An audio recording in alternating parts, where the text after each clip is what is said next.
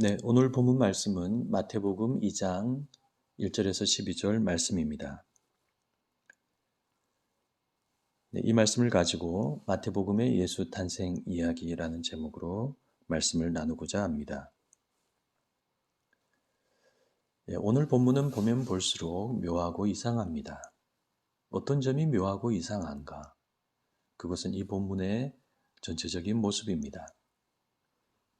아름다운 별과 보배압이 나오는 동화 같은 모습도 있고, 헤롯 왕과 대제사장과 서기관들의 어두운 모습이 나오는 현실 모습도 있고, 캄캄한 길을 별이 인도하고 꿈의 계시가 임하는 초자연적인 신비한 모습도 있습니다.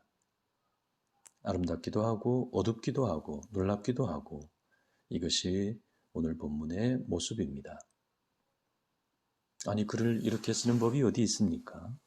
동화에다가 현실에다가 신비한 판타지까지 이렇게 막 섞어 놓으면 현대인 우리가 잘 이해할 수 있을까요? 그러나 어쨌든 마태는 그날의 특별한 내용을 이렇게 기록하고 있습니다. 예수님의 탄생 이야기는 왜 이럴까요? 왜 이렇게 아름답기도 하고 어둡기도 하고 신비하기도 할까요? 아마도 그것은 이 이야기에 그와 같은 의미가 다 들어있기 때문일 것입니다. 첫째, 예수님의 탄생 이야기는 아름답습니다. 예수님의 탄생을 축하하는 황금과 유향과 모략이 담긴 보배합, 상상만으로도 아름답습니다. 그런데 이 이야기에 더 아름다운 요소가 있습니다. 그것은 이 이야기에 많이 등장하는 별입니다. 별은 이 이야기 전체를 아름답게 장식하고 있습니다. 그래서 오늘날에도 크리스마스 장식의 꽃은 별이죠. 별이 없으면 아무리 크리스마스 장식이 예쁘고 멋져도 뭔가 허전합니다. 크리스마스의 별은 바로 예수님을 상징하기 때문입니다. 최근 성탄절 거리 장식에 성탄 트리의 별을 십자가로 바꾸는 경향이 있는데 그것은 그리 바람직하지 않습니다. 성탄의 별을 굳이 교회 십자가로 바꾸지 않았으면 좋겠습니다. 아무튼 마태복음은 동방 박사들이 별을 보고 동방에서 경배하러 왔다고 말씀합니다.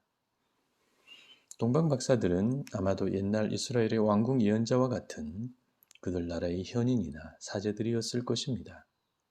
그들은 꿈도 해석하고 별도 연구하고 마술도 하는 그런 박사들이죠. 그들은 고대인들이 흔히 그랬듯이 앞날을 내다보고 기륭화복을 알고 점을 치기 위해서 하늘의 별자리를 관찰했습니다. 그런 점성술은 대개 성경에서 부정적으로 묘사되지만 그러나 적어도 마태복음 안에서는 그렇지 않습니다. 그들은 뭔가 하늘의 일을 알기 위해서 별을 연구했고 그러던 중 특별한 별을 발견하였습니다. 그리고 그들은 그것이 특별한 왕의 탄생을 의미한다고 결론 내렸습니다. 그래서 그들은 순수한 마음으로 그 미래의 왕을 만나 보아야겠다고 생각하고 먼 여행을 했습니다. 그들은 얼마나 마음이 설레었을까요? 그들은 별을 따라 그런 기대와 소망을 가지고 예루살렘에 도착했습니다. 이와 같은 모습은 마치 한편의 아름다운 동화 같습니다.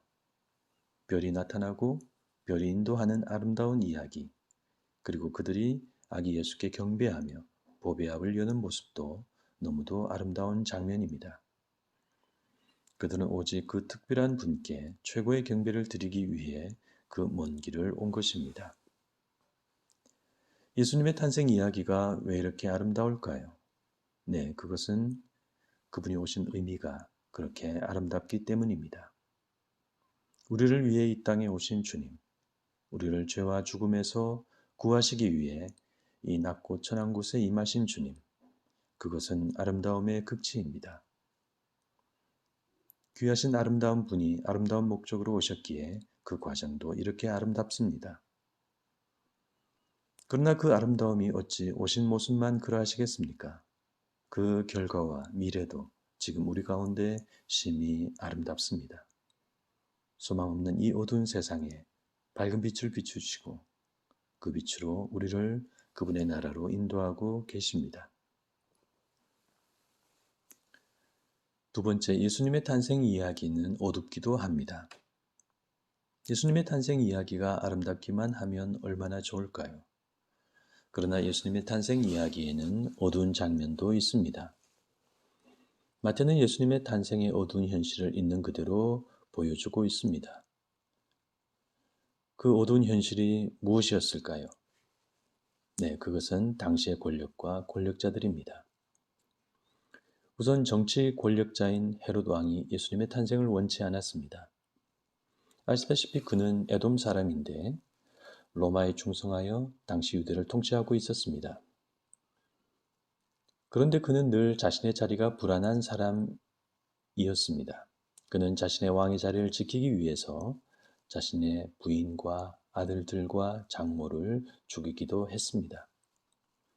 그런 인물이기 때문에 그는 유대인의 왕이 태어났다는 박사들의 말을 들었을 때 큰 충격을 받았습니다. 헤롯 왕과 온 예루살렘이 듣고 소동한지라. 헤롯은 그 아기가 누구이고 어떤 인물이든 그 싹을 없애야 한다고 즉시 생각했습니다. 그래서 그는 박사들을 가만히 불러 그 별이 나타난 때를 물었습니다. 그리고 아기를 찾거든 자신에게 알려달라고 말합니다.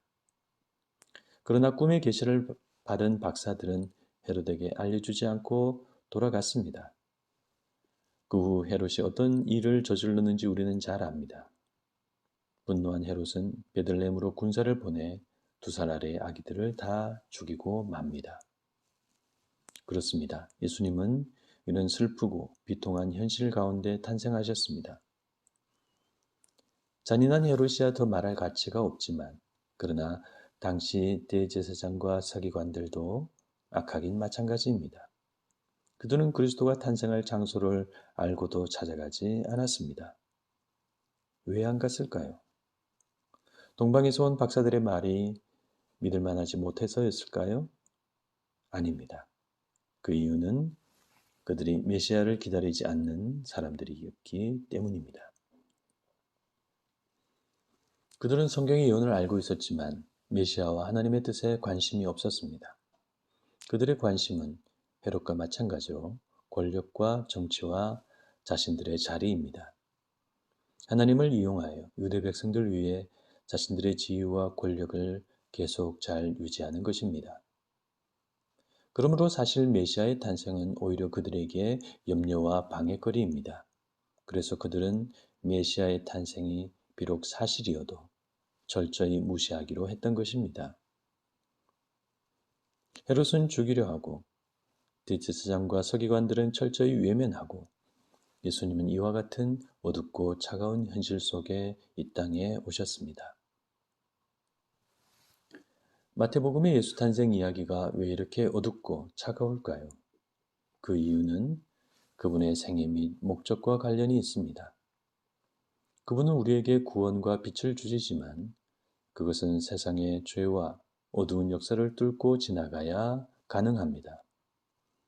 인간의 근본 문제를 드러내고 악과 죄와 싸우고 비진리와 거짓을 폭로하고 종교와 위선을 무너뜨리고 그렇게 그분은 십자가로 나아가셔야 했습니다. 그래서 예수님의 탄생은 아름답기만 할 수 없습니다. 그런 세상의 저항과 거부는 그분의 탄생부터 시작되었기 때문입니다. 세 번째로 예수님의 탄생 이야기는 초자연적입니다. 예수님의 출생과 함께 신비한 별이 나타나고 그 별이 박사들을 인도하고 또 그 별은 아기 있는 곳에 머물러 섭니다. 또 박사들은 아기를 본 그날 밤 꿈에 헤롯에게로 돌아가지 말라는 신비한 계시를 받습니다. 이런 모든 내용은 이 이야기가 초자연적인 배경을 가지고 있음을 의미합니다. 여러분, 우리는 세상 사람들과 달리 하나님의 초자연적인 역사와 능력을 믿는 사람들입니다. 일부 현대인들은 보이는 현실만 믿지만 그러나 보이는 현실이 다가 아님은 분명합니다. 오히려 현대인들은 그것을 과학을 통해 발견하고 있습니다. 최신 과학은 우리의 상식과 이해를 뛰어넘는 새로운 세계를 계속 발견하고 있습니다. 따라서 우리가 눈에 보이는 현실로 무엇을 다 판단하는 것만큼 어리석은 것은 없습니다. 우리는 현실 너머의 저 초자연을 제3의 현실로 받아들여야 합니다. 그러므로 우리는 그런 시각으로 오늘 본문을 읽어야 하겠습니다. 특히 마태 당시는 그런 초자연이 일반적이었고, 그래서 우리는 그 시대의 초자연성을 이해하면서 오늘 본문을 보아야 합니다. 고대의 위대한 인물의 탄생 이야기에는 전설 같은 초자연적인 내용이 많이 있죠. 그러나 예수님의 탄생 이야기에 있는 이 초자연적인 내용은 그런 목적이 아닙니다. 마태는 예수님을 위대한 인물로 만들기 위해 그렇게 쓴 것이 아닙니다. 그렇다면 마태는 왜 예수님의 탄생 이야기를 이렇게 초자연적으로 묘사했을까요? 그것은 예수님은 하나님의 아들이시고 그의 탄생은 그 자체로 우주적인 사건이기 때문입니다. 그의 탄생은 하나님이 행하시는 위대한 구원의 시작입니다. 그래서 예수님의 탄생 이야기에는 그런 초자연적인 모습이 있을 수밖에 없습니다. 예수님은 그렇게 신성을 가지고 태어나셨고, 그렇게 사셨고, 그렇게 죽음과 부활을 하셨습니다. 이상으로 우리는 마태복음의 예수 탄생 이야기에 들어있는 세 가지 모습을 살펴보았습니다. 이 이야기는 아름답고 어둡고 신비한 예수님의 탄생 이야기입니다. 그리고 그분의 이와 같은 탄생은 그분의 생애로 그대로 이어집니다. 아름답고 어둡고 초자연적인 예수님, 그분의 삶은 하나님의 뜻으로 아름답고 십자가로 어둡고 부활로 신비합니다. 그런데 여기에 우리가 깨달아야 할 중요한 사실이 하나 더 있습니다. 이와 같은 그분의 탄생과 생애의 모습은 그분의 모습으로만 그치지 않는다는 사실입니다. 그분을 따른 우리들의 모습도 그렇게 만들어진다는 사실입니다. 믿는 자들의 삶과 신앙도 아름답고 어둡고 초자연적입니다. 그분을 믿기에 아름답죠. 그분을 믿기에 어둡습니다. 그분을 믿기에 초자연적입니다. 동일하게 우리에게도 그런 모습이 나타나게 됩니다. 이것은 우리 인생의 일반적인 희노애락이 아닌 그분과의 관계에서 만들어지는 그런 영적인 모습과 이야기들입니다. 인생이니까 아름답고, 인생이니까 어둡고, 인생이니까 신기한 것이 아닙니다. 하나님 때문에 아름답고, 하나님 때문에 어둡고, 하나님 때문에 신비합니다. 그래서 이 마태복음의 예수 탄생 이야기는 예수님을 위한 이야기로 그치지 않고 우리들을 위한 영원한 이야기도 됩니다. 2000년 전 예수님께서 탄생하신 이 뜻깊은 성탄절에 아무쪼록 마태가 기록한 이 아름답고 어둡고 초자연적인 예수님의 탄생과 삶의 이야기가 바로 여러분의 이야기가 되시기를 간절히 축원합니다. 기도하시겠습니다.